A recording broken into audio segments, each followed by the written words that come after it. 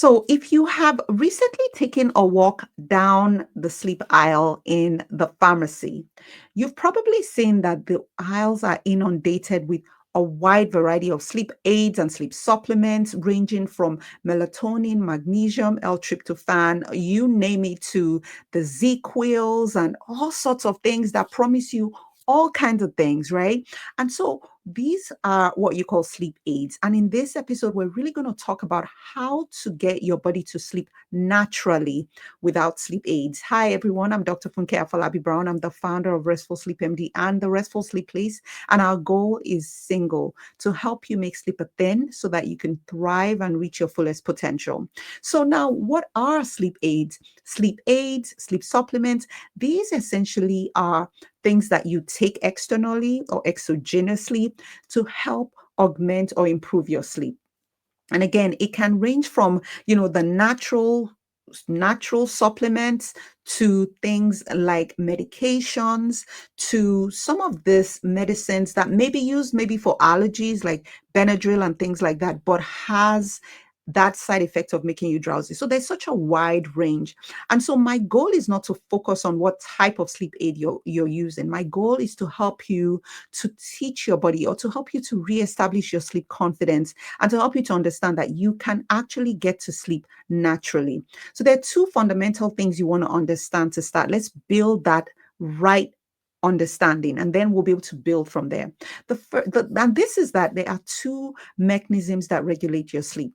There's what we call our circadian rhythm, or the internal clock. Everybody has this rhythms or these patterns that are almost about 24 hours. They're a little longer than 24 hours long.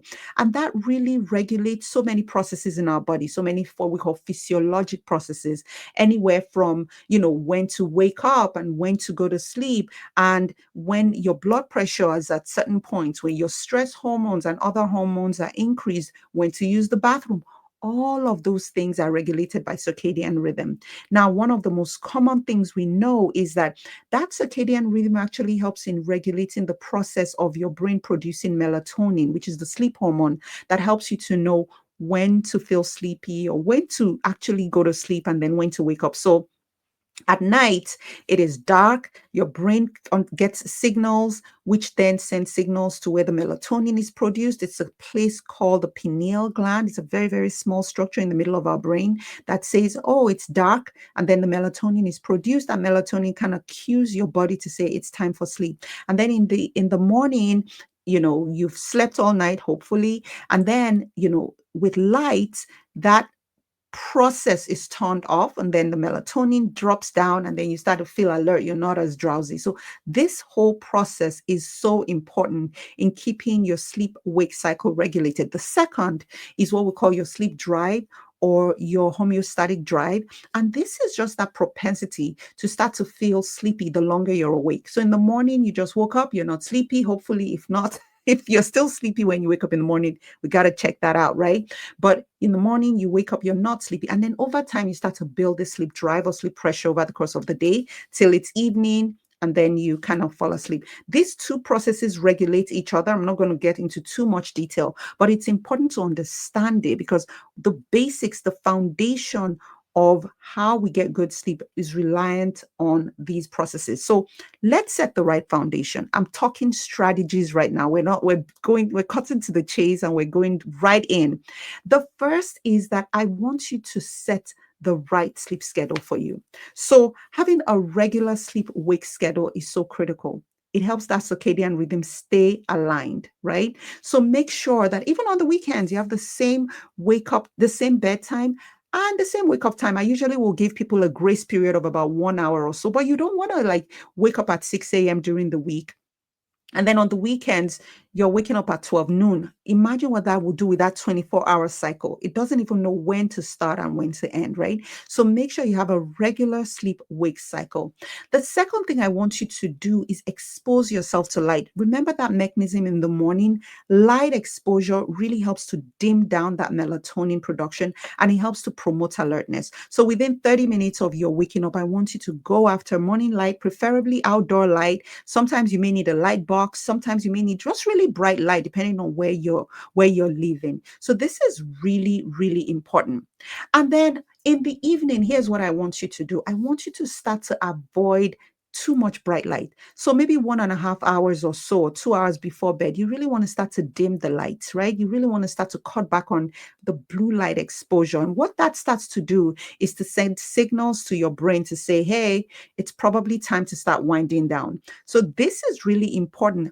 All these processes I just told you will help to stabilize that internal clock, because what is going on is there's such a discrepancy between when your brain is expecting to be asleep or when your brain is expecting to be awake and when you're actually doing it. So that regularity, managing the light exposure will stabilize that internal clock, will regulate your brain's natural melatonin. So you're not needing to take what we call exogenous melatonin or exogenous supplements. And then the other thing is it makes sleep predictable. We are creatures of habit. So when your brain knows, okay, this is the time I go to bed, it starts to anticipate sleep, right? So many benefits from just setting that very right foundation. The second foundational thing I want you to pay attention to is optimizing your bedroom environment. This is so important. If you're going to a place where it's like a whole party in there, there's so much clutter and chaos, it's really going to be hard for your brain to be able to wind down to sleep. So make your bedroom a sleep sanctuary. Make sure it is dark as possible. You could get blackout shades, you could get a sleep mask. You could make sure that it is just as dark as possible. Again, that would help your brain to anticipate sleep more. And then the second thing is make sure it is cool. We usually will say anywhere from 65 to 72 degrees. So make sure it is as cool as possible, because that will also help actually enhance your sleep quality. And then another piece is noise management. So if there's a lot of noise, if you have a spouse that's snoring, if you have traffic outside, you do want to find strategies to manage noise. You want to make sure that maybe you wear like earplugs, maybe you have a noise machine that masks external noise, because that would also help your sleep quality. I'm telling you, follow these things very closely, and that will help your body start to learn to anticipate sleep. That will help your body start to reestablish how to rediscover sleep, natural sleep, that natural state your body knows how to do. So those are just the foundational pieces. Now I'm going to tell you about three pillars that you absolutely cannot miss out on when it comes to improving your sleep. Those three pillars are the three M's: the mind, meals, and movement. Okay. In no specific order. In fact, I'm going to start with meals, right?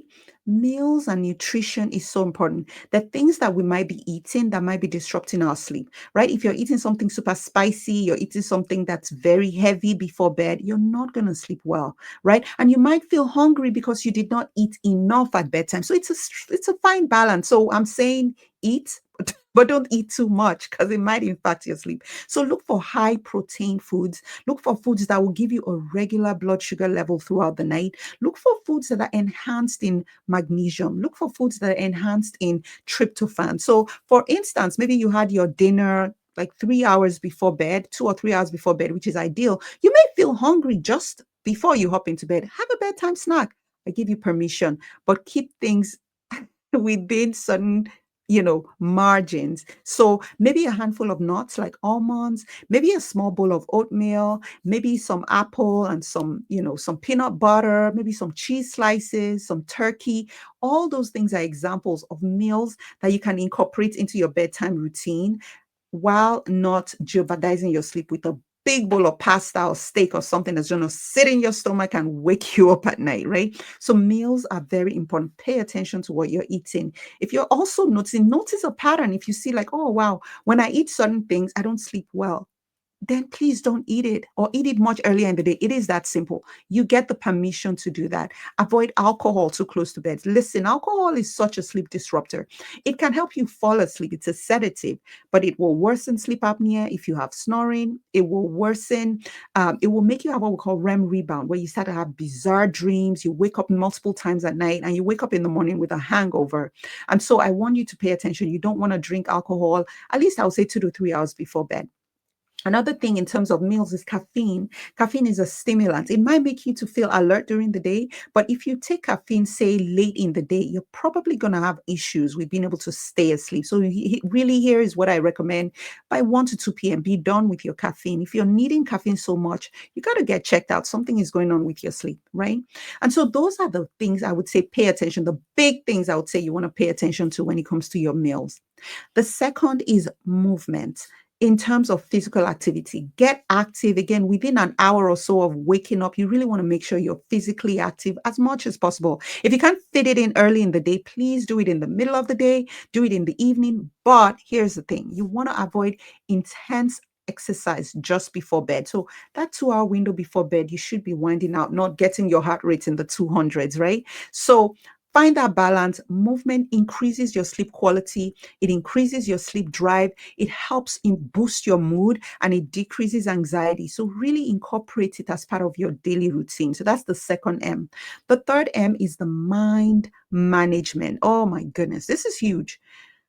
So many people, especially women, moms, dads, everybody struggle with this where your mind needs to be managed.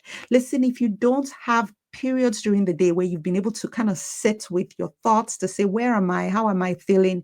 Mindful moment, it's going to wait for you at bedtime when everything is dark. Now the light bulb goes on and you are just like churning those thoughts. It's like a, it's just racing, right? So find strategies during the day to build in mind management, periods of mindfulness, meditation. Make it something that you do as a routine. You could do it during the day, you could do it before bed. Just find moments you're doing that. Journaling is another powerful one. Writing those thoughts down, writing those to do lists down, doing a mind dump. All of those things are so important. Prayer, meditation, all these things are so critical to helping with the mind chatter, to shut down that mind chatter. And seek out social connections. That's actually part of mind management because if you're alone and you're sad and there's no one to talk to, eventually it's going to catch up on you. So social interactions is also part of mind management. So we talked about meals, we talked about movement, and we talked about mind management. If we do all these things, imagine what will happen. Imagine going to bed knowing, hmm, I'm going to go to bed now and anticipate and expect to sleep and actually sleep. And not just sleep for a brief period of time, but sleep through the night, drug free, supplements free, melatonin free. That's beautiful. Now, of course, you could do all these things and still be struggling. This is where it is important to make sure you're doing sort of a reassessment and saying, where are we? If you've done these things, which I would say, let's start with that. Okay. Start with these strategies, and then we can start to talk about what does additional support look like for you. It's going to vary. If your mind is still racing, you're having a hard time sleeping, you're tossing and turning, you might have insomnia, in which case you should get treated for that. And there is valid evidence-based treatments for insomnia. One of the treatments that we is the gold standard and we use in our practice is cognitive behavioral therapy for insomnia. And so by the time I see people, they've done all the right things and they're still struggling and we're able to get their sleep confidence back. So that's one thing. You might have sleep apnea. If you're still waking up, you're tired, you're waking up multiple times at night, it might be because you're snoring and you have sleep apnea. This is a dangerous condition. You need to get that treated, right? Or it could be a whole different thing. It could be restless leg syndrome, which is something where your legs just almost like feel like they have a life of their own, right? And so addressing these things is going to be so critical to getting your body to sleep naturally. So what might be happening is you're taking supplements, but maybe you have sleep apnea. You're taking supplements, but maybe you have restless leg syndrome. You're taking supplements, but maybe you have undiagnosed insomnia, right? So I'm not saying supplements are wrong. I'm saying if you're needing them constantly and you're not able to sleep without them, it's time to say, what else could it be?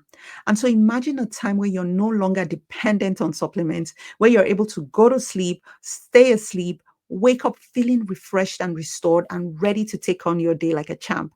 I'm telling you that is possible.